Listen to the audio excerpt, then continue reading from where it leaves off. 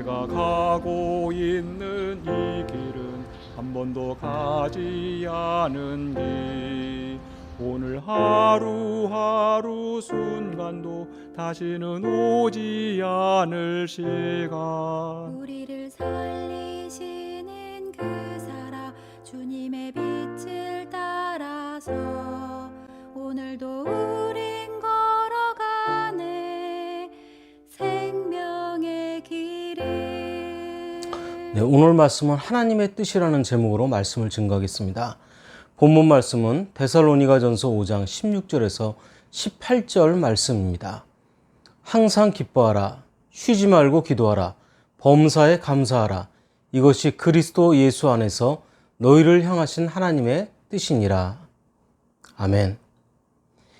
예수 그리스도 안에서 우리를 향하신 하나님의 뜻 세 가지는 항상 기뻐하라, 쉬지 말고 기도하라, 그리고 범사에 감사하라입니다. 우리는 하나님이 주신 세 가지 명령을 어떤 이유로 지켜야 하는지 말씀을 통해서 살펴보도록 하겠습니다. 먼저 그리스도로 인하여 구원받았기 때문입니다. 우리를 대신해서 하나님의 아들 예수님이 십자가에서 대신 죽으셨는데 우리가 그 사실을 믿었기에 구원받았습니다. 그래서 하나님은 우리의 죄를 용서해 주셨습니다. 용서해 주실 수 있는 법적 근거가 마련된 것입니다. 죄의 대가를 예수님이 지불하셨기 때문입니다. 그래서 공의로운 하나님이 스스로 공의를 지키면서도 우리를 용서해 주신 것입니다. 에베소서 2장 1절 말씀입니다. 그는 허물과 죄로 죽었던 너희를 살리셨도다. 네, 예수 그리스도의 대속의 은혜로 우리가 하나님께 직접 나아갈 수 있는 은혜와 구원을 받았습니다. 그러나 우리는 그 죄에 대해서 스스로 직접적이고 구체적으로 고백해야지만 진정한 용서를 받을 수 있습니다. 요한일서 1장 9절 말씀입니다. 만일 우리가 우리 죄를 자백하면 그는 미쁘시고 의로우사 우리 죄를 사하시며 우리를 모든 불의에서 깨끗하게 하실 것이요. 우리의 죄를 고백하면 죄 사함을 깨끗하게 받을 수 있습니다. 여기서 죄에 대한 문제가 있습니다. 우리는 분명히 아담으로부터 물려받은 죄의 유전도 있고 나 스스로 지은 죄도 있습니다. 그런데 예수 그리스도가 우리를 의로운 자가 되게 하셨습니다. 로마서 3장 24절 말씀입니다. 그리스도 예수 안에 있는 속량으로 말미암아 하나님의 은혜로 값없이 의롭다 하심을 얻은 자 되었느니라. 네, 그래서 구원받은 확증과 선물로서 성령님을 우리에게 보내주셨습니다. 성령님이 우리 안에 오시어 함께 하심으로써 하나님이 함께 하시는 은혜를 누리게 되었습니다. 성령님의 깨닫게 하심과 감동하심, 인도하심을 받으면서 살게 하셨습니다. 성령님의 능력으로 치유와 예언과 방언과 기적을 행하고 받은 은사들을 마음껏 사용할 수 있게 해 주셨습니다. 사도행전 2장 38절 말씀입니다. 베드로가 이르되 너희가 회개하여 각각 예수 그리스도의 이름으로 세례를 받고 죄 사함을 받으라. 그리하면 성령의 선물을 받으리니. 대부분 우리는 하나님을 모른 채 살아왔습니다. 그러다가 예수를 그리스도로 깨달아 알고 믿게 되었습니다. 그리고 예수님을 믿고 난 후에 영적인 눈이 열렸습니다. 우리가 하나님의 자녀인 것을 알게 된 것입니다. 요한복음 1장 12절 말씀입니다. 영접하는 자, 곧 그 이름을 믿는 자들에게는 하나님의 자녀가 되는 권세를 주셨으니. 예수 그리스도를 통해서 하나님과의 관계가 회복되고 하나님의 자녀로서의 지위를 얻게 되었습니다. 하나님을 아버지라고 부를 수 있게 되었습니다. 갈라디아서 4장 6절 말씀입니다. 너희가 아들임으로 하나님이 그 아들의 영을 우리 마음 가운데 보내사 아빠 아버지라 부르게 하셨느니라. 네, 우리는 하나님의 자녀이기에 아버지 하나님께서 우리에게 항상 좋은 것을 주십니다. 육신의 부모가 그러하거든 하물며 하늘 아버지께서 좋은 것을 주시지 않겠느냐고 말씀하셨습니다. 아들을 주신 성부 하나님께서 아들의 영을 선물로 주시겠다고 말씀하셨습니다. 우리가 아들의 이름으로 아버지 하나님께 구하면 주신다고 약속하셨습니다.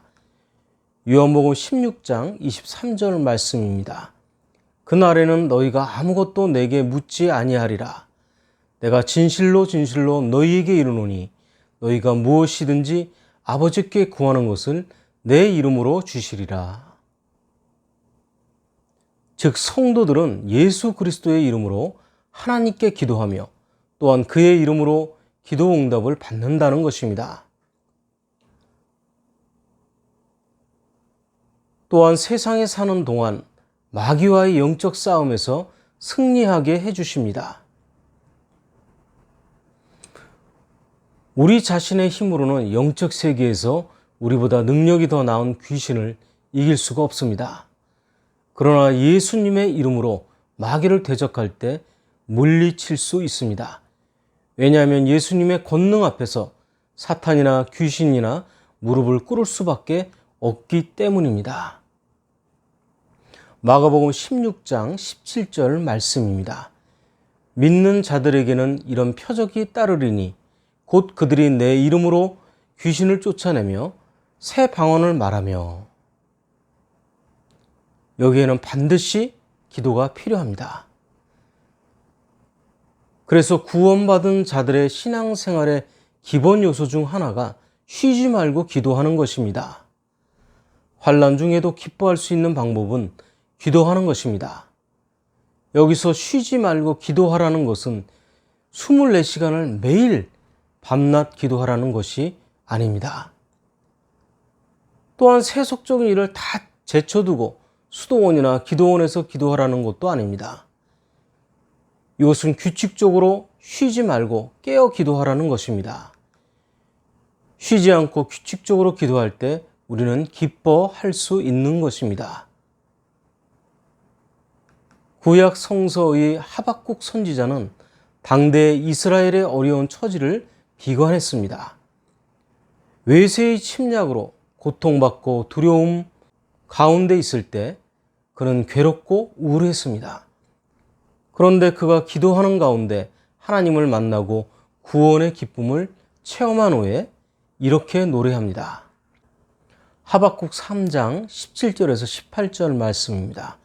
비록 무화과 나무가 무성하지 못하며 포도나무에 열매가 없으며 감람나무에 소출이 없으며 밭에 먹을 것이 없으며 우리의 양이 없으며 외양간에 소가 없을지라도 나는 여호와로 말미암아 즐거워하며 나의 구원의 하나님으로 말미암아 기뻐하리로다. 최악의 상황에서도 하나님 때문에 기뻐할 수 있는 모습이 우리의 모습이어야 합니다. 마지막으로 하늘 초소를 예비했기 때문입니다. 우리는 주님이 예비해 놓으신 하늘에 영원한 집이 있습니다. 장차 우리는 하나님 나라에 들어갑니다. 예수님이 우리가 거할 초소를 준비하고 계십니다. 초소가 모두 마련되면 다시 오신다고 하셨습니다. 우리는 하늘 초소 분양권을 받은 사람들입니다. 아름답고 영원한 집입니다. 그 집에 입주할 그날을 사모하면서 항상 기뻐하시기 원합니다. 빌립보서 3장 20절 말씀입니다. 그러나 우리의 시민권은 하늘에 있는지라 거기로부터 구원하는 자 곧 예수 그리스도를 기다리노니. 성경에 나오는 믿음의 선진들은 한결같이 하나님 나라를 사모하고 기뻐하며 살았습니다. 아브라함은 가나안에 살면서 자신의 후손들이 가나안 땅을 차지하고 번성하게 될 날을 소망하면서 기뻐했습니다. 그것은 아브라함이 단지 한 민족의 조상이 되는 꿈을 넘어서 영적인 하나님의 나라를 소망한 것입니다. 이스라엘 백성들은 가나안 땅, 즉 팔레스타인을 통해서 그리스도가 오시고 그리스도를 통해서 완성될 하나님의 나라를 바라보았습니다. 가나안 땅에 건설된 이스라엘 나라는 하나님 나라의 모형입니다. 그러나 이제 그들은 예수 그리스도를 통해서 완성될 하나님의 나라를 명확하게 이해하고 바라보고 있습니다. 요한복음 14장 3절 말씀입니다. 가서 너희를 위하여 거처를 예비하면 내가 다시 와서 너희를 내게로 영접하여 나 있는 곳에 너희도 있게 하리라. 네, 우리에게는 하나님 나라의 상급이 있습니다. 우리가 이 땅에서 믿음으로 살아가고 순종하며 섬기면서 살아간 것에 대해서 하나님이 모두 기억하시고 하늘에서 상급을 주십니다. 그것을 면류관이라고 합니다. 생명의 면류관, 의의 면류관입니다.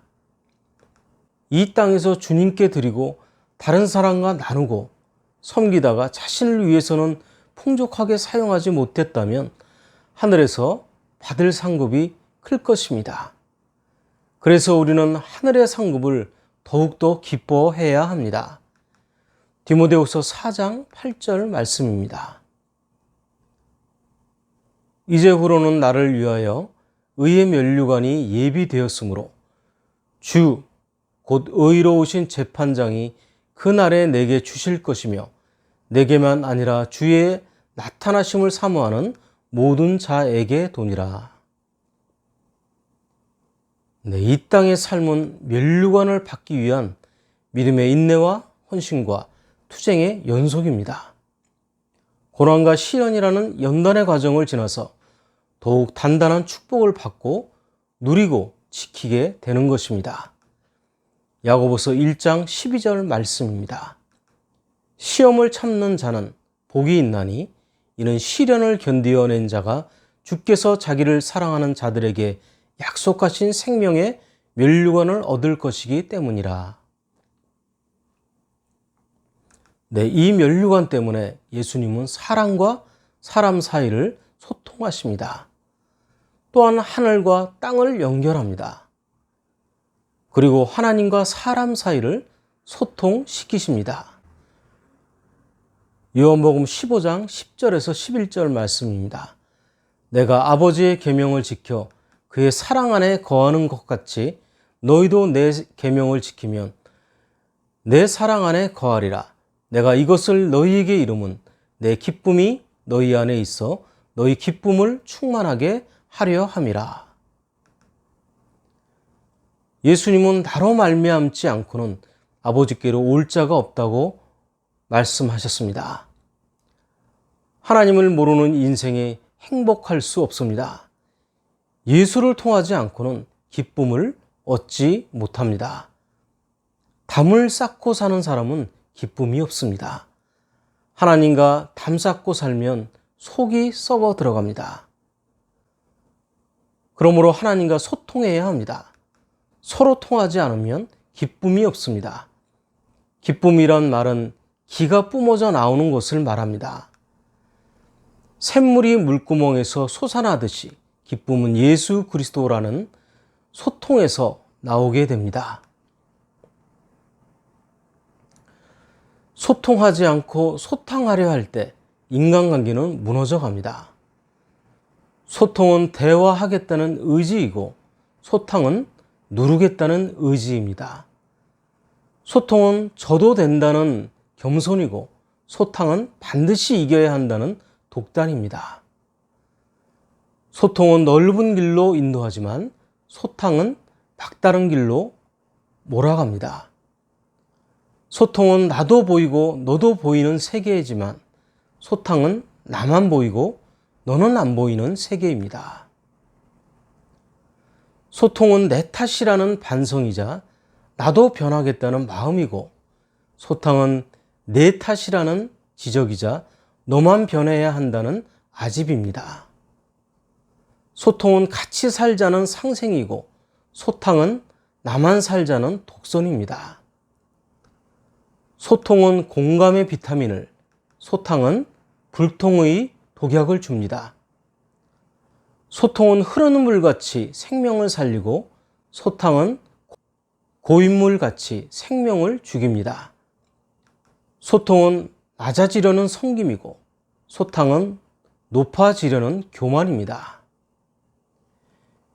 예수님은 소통하시려고 십자가를 지기까지 낮아지셨고 바리새인들은 소통하려고 예수님을 십자가에 못 박으면서까지 높아지려 했습니다. 에베소서 2장 14절 말씀입니다.